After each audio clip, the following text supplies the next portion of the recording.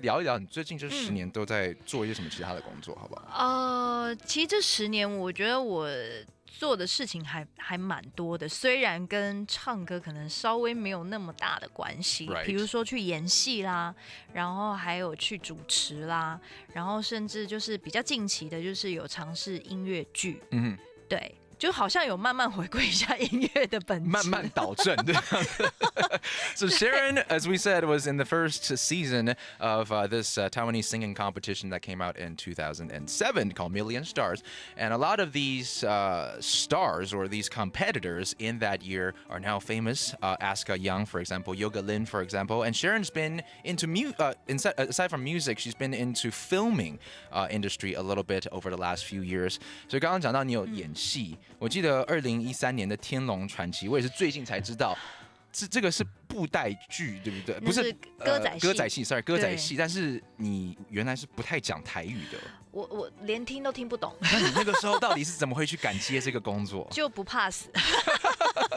没有，因为那个时候制作人雅兰姐就是来找我的时候，她其实都知道我的状况，她知道我不会讲，也不会听，然后更不用说就是歌仔戏，它是比较稍微艰涩一点、艰深一点的台语。那个时候雅兰姐找我，她只问我一句：“你肯吃苦吗？”对，然后我就想说：“哦 ，Yeah。”I do 吃苦我可以啊，你以前是读这个医学院的，right？是 ，no problem。结果真的吃了很多的苦，真的，因为我在剧里面我是侠女，所以我必须要吊钢丝，然后飞檐走壁啊，然后还除了语言上面，然后可能还有一些身段，因为歌仔戏这个剧种不太一样，然后还有一些，比如说我在里面有尝试一些，比如说水袖的舞啊，还是什么都有。就所以其实，因为我周遭全部都是歌仔戏国宝级的艺人， yeah.